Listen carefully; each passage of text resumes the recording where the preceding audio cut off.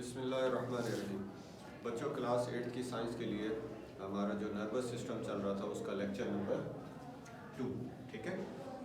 जैसे कि आप जानते हैं जितने भी ऑर्गन सिस्टम्स होते हैं वो ऑर्गन से मिलकर बनते हैं और ऑर्गन्स टिश्यूज से मिलकर बनते हैं और टिश्यूज जो हैं वो सेल्स के कम्बिनेशन से बनते हैं। तो वो जो सेल होता है फिर उसे उस पूरे सिस्टम का स्ट्रक्चरल और फंक्शनल यूनिट कहते हैं।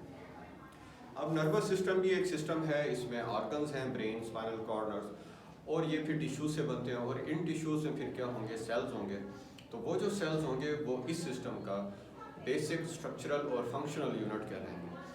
तो जो सेल इस नर्वस सिस्टम का बेसिक स्ट्रक्चरल और फंक्शनल यूनिट है उस सेल को हम नर्व सेल कहते हैं या सिंपली न्यूरॉन कहते हैं। अब हम इस लेक्चर में इसके स्ट्रक्चर को, इसके फंक्शन को और इसके टाइप्स को जो है वो पढ़ेंगे।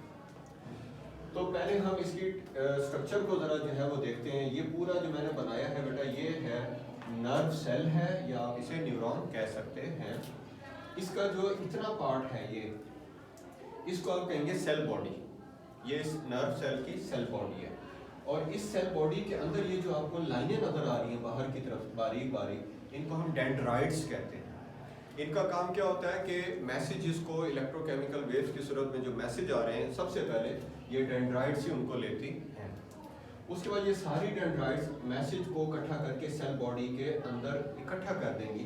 इस सेल बॉडी के अंदर ये जो आप सर्कल सा आपको नजर आ रहा है इसको न्यूक्लियस कहते हैं, जैसे हर सेल के अंदर न्यूक्लियस होता है। और ये बाहर जो आपको डॉटेड फॉर्म में एक मटेरियल नजर आ रहा है इसको हम साइटोप्लाज्म कहते हैं। जैसे कि आप जानते हैं हर सेल के अंदर साइटोप्लाज्म होता है जिसमें इस सेल के फंक्शन परफॉर्म होते हैं।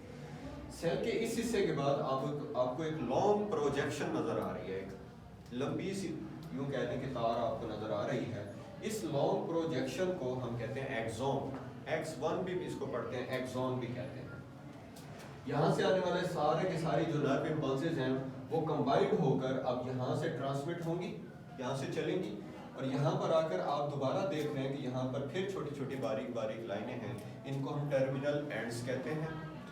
यहाँ से आने वाला जो मैसेज है, इलेक्ट्रोकेमिकल वेव जो है वो इन टर्मिनल एंड्स के जरिए अगले डिफरेंट किस्म के जो यहाँ पर न्यूरॉन्स होंगे उनके जो टर्मिनल एंड्स यहाँ मौजूद होंगे, यहाँ से मैसेज उनको ट्रांसमिट हो जाएगा। तो इस तरह एक नर्व सेल ने मैसेज लिया और उससे अपने से अगले नर्व को दे दिया, वहाँ से मैसेज उससे अगले नर्व को पहुँच गया। इस तरह हमारी पूरी बॉडी में फैले हुए नर्व्स एक जगह से मैसेज को लेते हैं और अपने अंदर से गुजार कर उसको दूसरी जगह पहुँचा देते हैं। ठीक है, इसको थोड़ा बेटा यहाँ से पढ़ते हैं। It is a basic structural and functional unit of nervous system. ये जो न्यूरॉन है, ये जो नर्व सेल है, ये हमारे नर्वस सिस्टम का बेसिक स्ट्रक्चरल और फंक्शनल यूनिट है।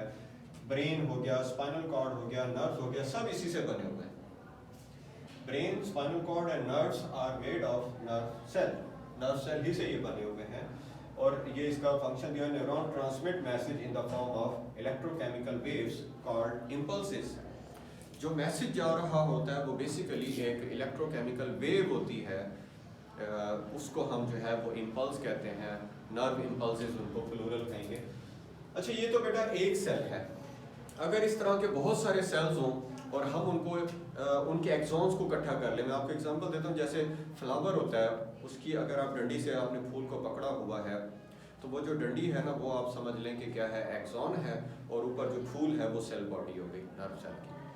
तो आप काफ़ी सारे फूलों को इकट्ठा कर लें और उनके एक्सॉन्स को ऐसे एक बंडल बनाकर जो है वो होल्ड कर लें, तो ये आपके हाथ में गुलदस्ता कहलाता है, फूलों का गुलदस्ता कहते हैं। ऐसे अगर हम नर्व सेल को एक्सॉन वाली जगह से बहुत सारे नर्व सेल इकट्ठे कर लें और उनके एक्सॉन को जमा करके एक शीट के अंदर बांध दें तो हमारे पास जो बंडल बनता है उसको हम नर्व कहते हैं, यानी कलेक्शन ऑफ न्यूरॉन्स।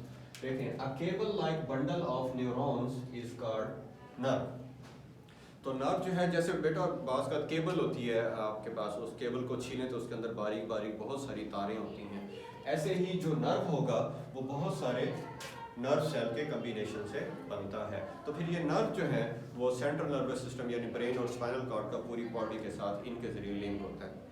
अब ये जो न्यूरॉन्स हैं इसकी बेटा 3 टाइप्स हैं। पहले सेंसरी, दूसरे नंबर पे मोटर न्यूरॉन, तीसरे नंबर पे इंटर न्यूरॉन। ज़रा मेरी बात को समझिएगा। एक है हमारे ब्रेन ने हमारी बॉडी को कोई मैसेज पहुंचाना है, तो ब्रेन अपना मैसेज नर्व सेल के ज़रिए बॉडी के किसी भी पार्ट तक पहुंचाएगा। तो अब ब्रेन से उस मैसेज को जो लेकर जाया जा रहा है बॉडी के डिफरेंट पार्ट्स के पास, ये जो न्यूरॉन लेकर जा रहे हैं इसकी टाइप को हम कहते हैं मोटर न्यूरॉन।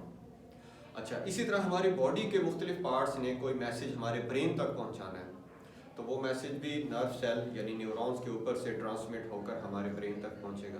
तो अब जो न्यूरॉन हमारी बॉडी से मैसेजेस को ब्रेन में लाएंगे उनको हम कहेंगे सेंसरी न्यूरॉन। इस तरह एक तरफ से सेंसरी न्यूरॉन जो है वो मैसेज लेकर आया और आगे वो मोटर न्यूरॉन ने लेके जाना है, तो सेंसरी और मोटर न्यूरॉन के दरमियान ब्रेन लिंक कायम करता है।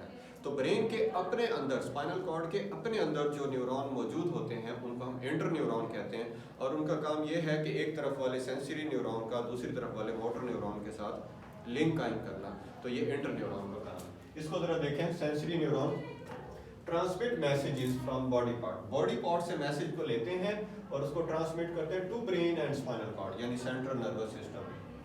मोटर न्यूरॉन क्या करते हैं, transmit message from body parts, from brain and spinal cord to the body part. ये ब्रेन और स्पाइनल कॉर्ड से मैसेज लेंगे और बॉडी पार्ट्स तक पहुंचाएंगे। और इंटर न्यूरॉन क्या है, they are present in brain and spinal cord, ये ब्रेन और स्पाइनल कॉर्ड में होते हैं और इनका काम है सेंसरी और मोटर न्यूरॉन के दरमियान लिंक क्रिएट करना। तो ये बेटा न्यूरॉन सेल था और उसकी डिफरेंट टाइप्स थी।